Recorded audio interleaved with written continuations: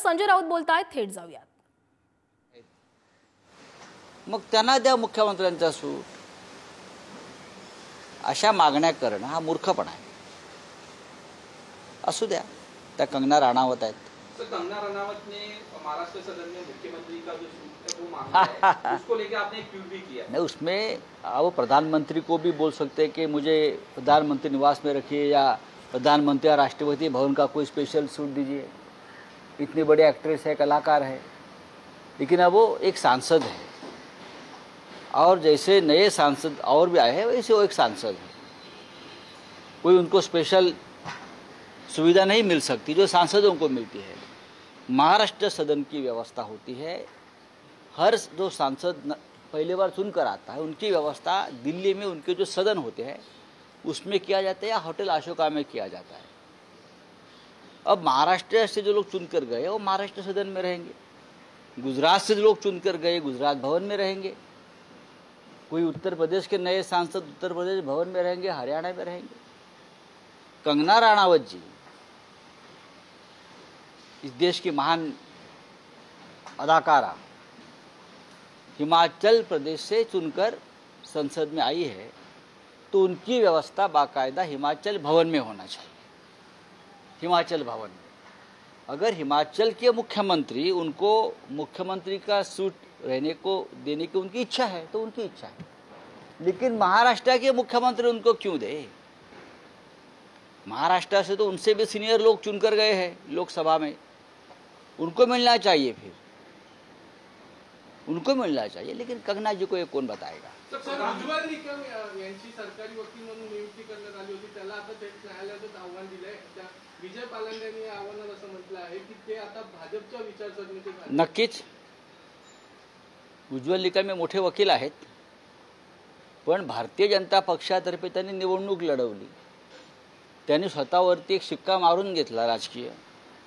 त्याच्यामुळे आता त्यांना ह्या प्रश्नांना तोंड द्यावं लागेल किंवा त्यांना सांगावं लागेल की माझ्यावर जोर जबरदस्ती करून निवडणूक लढवायला मला भाग पाडलं. मी जरी कसाबला फाशी देण्यात माझा हात असला तरी मला लोकसभा निवडणुकीत फासावर लटकवण्याचा प्रयत्न भाजपने केला हे त्यांना समोर येऊन सांगावं लागेल. नाहीतर त्यांना भाजपचा किंवा संघाचा शिक्का पुसता येणं कठीण आहे.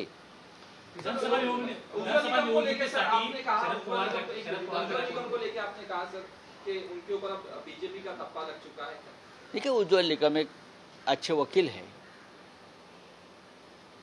चुनाव लड़े भाजपा की टिकट पर. अब वापस उनकी नियुक्ति हो गई है पब्लिक प्रोसिक्यूटर सरकारी वकील के तौर पर, तो लोगों ने उसका ऊपर न्यायालय में जाकर ऑब्जेक्शन लिया है और वो सही है. आप कल तक बीजेपी के साथ घूम रहे थे, बीजेपी के रथ पर चढ़ रहे थे, तो बीजेपी का सिक्का आपके ऊपर ठप्पा लगा है. तो आपको ये बताना पड़ेगा कि जरूर मैंने कसाब को फांसी देने के लिए मदद की, लेकिन कुछ बीजेपी के लोगों ने मुझे भी लोकसभा चुनाव में फांसी देने की कोशिश की. मैं हार गया हूँ और मुझे माफ कर दीजिए, ये उनको कहना पड़ेगा.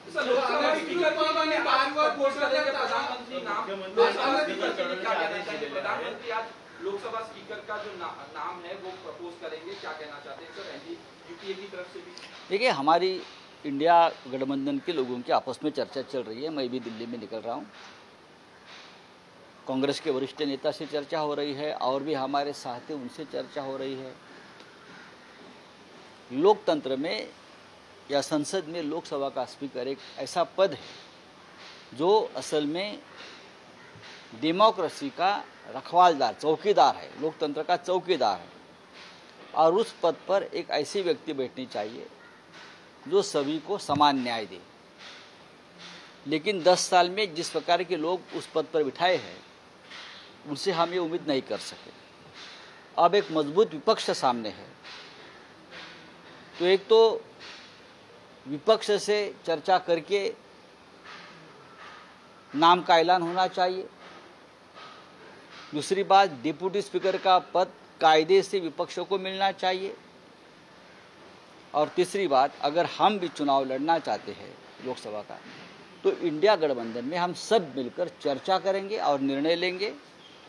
राहुल गांधी जी हो, खड़गे जी हो, उद्धव ठाकरे जी हो, शरद पवार साहब हो, ममता जी हो या और नेता है, आपके नेता है, हम अभी चर्चा करेंगे। मुख्यमंत्री का बयान आया कि जो विधानसभा चुनाव है उसके लिए मैं नए चेहरों को देख रहा हूं, जो एमएलए छोड़ के गए हैं उनसे भी बातचीत चल रही है, उनको भी कंसीडर कर सकता हूं। तो क्या शिवसेना भी इस तरह से देखेगी आपकी पार्टी? हम भी नए चेहरों को जरूर संधि देंगे, जरूर देंगे, लेकिन टाइम है। चलो, थैंक यू।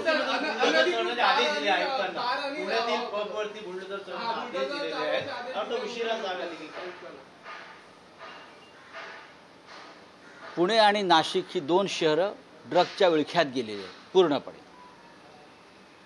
जसं आम्ही उडता पंजाब म्हणतो, बँकॉक, लावास,